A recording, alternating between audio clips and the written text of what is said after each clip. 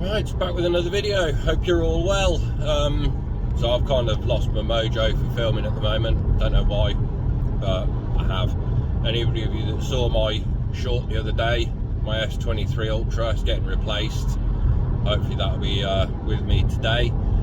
Anyway, I'm currently driving my car to get the oil up to temperature because I'm going to do an oil change today. Obviously I've had the car, I've done 10,000 miles and oil hasn't been changed yet. I think this is set at 12,000 miles, whereas my 1.6 it's set to 8,000 miles. So just dropped my daughter off at school, going home. Oil temperature is currently at 76. Be a little bit higher by the time I get home. I'm going to be using an oil extractor because I'm not lifting this car up. It's got a massive metal plate underneath to remove. When you're laying on your back, it's not easy.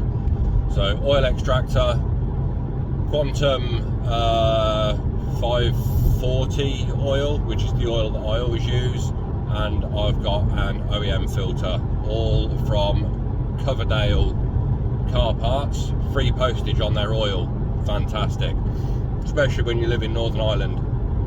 I think it's about 35 quid for the service kit and I get free postage on it, so that's going to cost a bit to send oil to Northern Ireland. So yeah, I'll get home, get my kit out.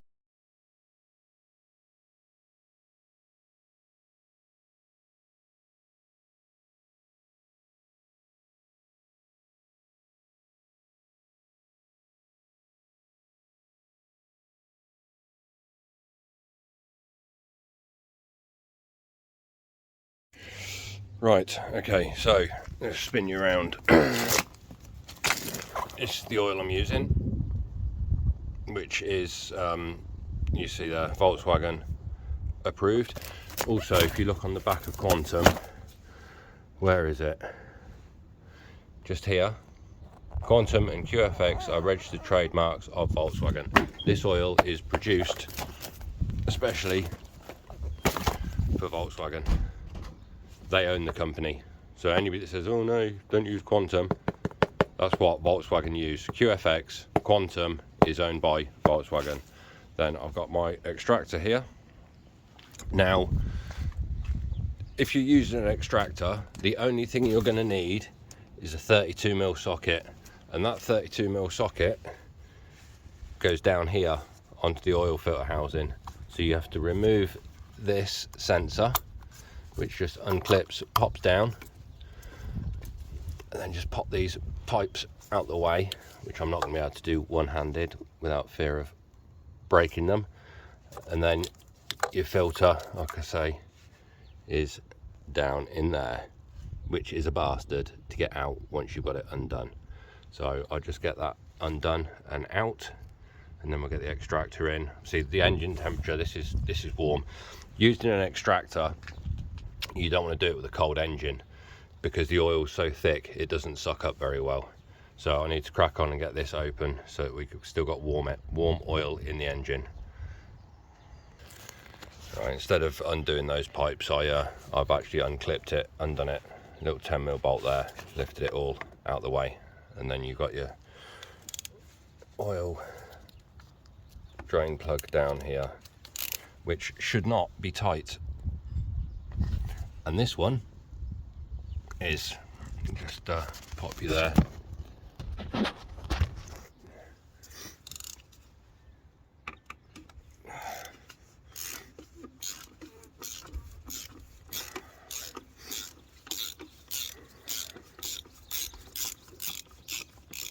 Obviously, using an extractor, if you remove your drain plug, let the oil drain until it starts dripping. If you were to put that drain plug back in, leave it for another hour, then take that drain plug out again, you would have excess oil still in the bottom of the sump.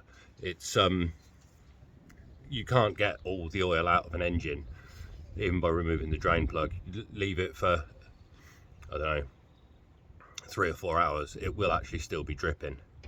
So using an extractor isn't an issue. A lot of service centres now, a lot of mechanics, they use extractors because it's quicker than getting underneath the car, removing everything. You remove the drain plug, etc, etc. So let's get this oil filter out. I need to get a cloth.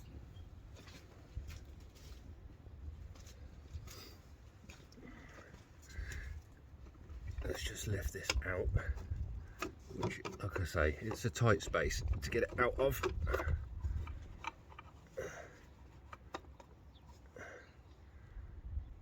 Right, that's the filter out.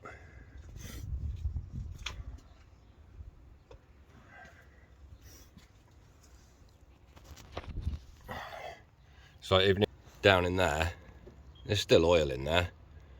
You're not going to get all that out either. So there's the filter. Doesn't look too bad. Obviously you're going to need to remove this O-ring off here, this one here, this one here. New filter I've got comes with all those in it. Right, I'm just going to pause you a moment while I get the extractor in. Right, that's the extractor doing its job. Mine's got a bit of an air leak somewhere, so I'm going to have to keep pumping. Normally you should be able to just pump them, then it sucks it all out, but mine's leaking somewhere. I think the connection there is not very good. I'm getting a bit of air coming in, so I'll get back to you once I've got all the oil out. Alright, so there we go. So this line's 4 litres, so we want to be up to about, it'll be about here, I think. See, still coming through the pipe. I'm going to have to get a bit more pumping because the vacuum's lost again. Alright, so that's all the oil out. So we can put the dipstick back in. I think I've got out about 4.3, 4.4 litres. So that's out. Now we've got to take the filter off of here and the O-rings, which I don't think I'm going to be able to do one-handed, but like I say, everything comes in the box. Open that up. New filter. New O-rings, 3. Big one for the top, medium one down here, little one at the bottom. I just need to get a pick or something so I can get those off. Right, that's the dirty bit done. I can take my gloves off now. So old O-rings are off. They're here. Where's the big one just gone? Oh yeah, there's the big old one. Put a bit of oil on your O-rings before putting them back on, and then you need to put your filter back in. Now these, make sure you get them around the right way, top. So that goes in there, and then you just push the filter down into the housing. So that's back in there. Now this can go back into the cart.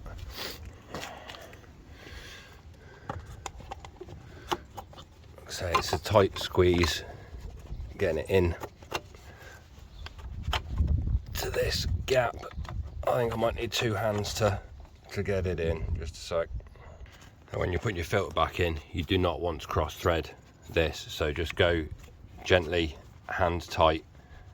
That's catching. And then once you've got it tight, or tighter than you can turn it, because there's not a lot of room, socket it back on. Just adjust that,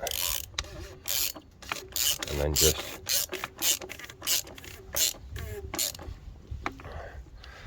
don't over tighten this,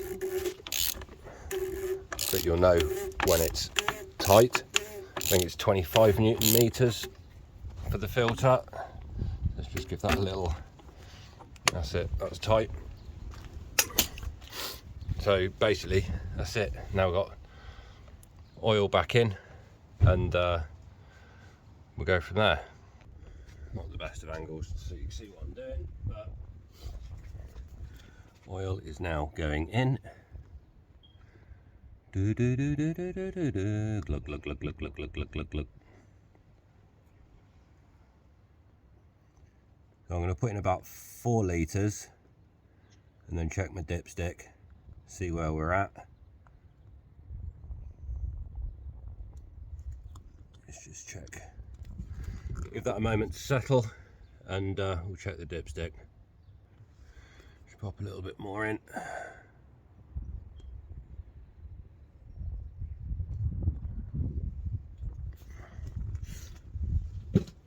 Just need to grab a clean cloth. Right, so that's at the maximum mark on the dipstick, so I'm just going to come around and start the engine, let the oil flow around for a moment or two, and then we'll check the dipstick again. While we're in here, I'm going to turn on my Carista app so that I can reset the service light. Yeah, you can reset the service light via the dash, but I just find it easier to do it via Carista. So like I say, we'll just let that run a little bit. Let's just check the oil temperature. Oh, I can't check the oil temperature because the bonnet's open. Carista, we then go on to service. Let that load up. Car's an absolute mess at the minute. I need to get it hoovered out. Something my daughter made at school down there. So dun dun dun. And then at the top here you've got reset, service indicator reset, reset oil, reset inspection, so we can reset both of those. And then I will be writing down in my service book, yeah, I've done it myself, but I'll be writing down in the service book that it has been done at 41,926 miles. Just let that reset, and then I'll check the dipstick, fill it back up to the line if it needs filling up, and that's it. That's an oil service done in like, less than 20 minutes. No mess, no having to lift the car. The only special tool you need obviously is the extractor and a 32mm socket for the oil filter. So yeah, it's just successfully, so your light's bad, you have successfully reset the service indicator. Okay, so I'll get that number written down in the book, and that got a 20-minute oil service on a Volkswagen Golf Mark 6. I'll see you all in the next one.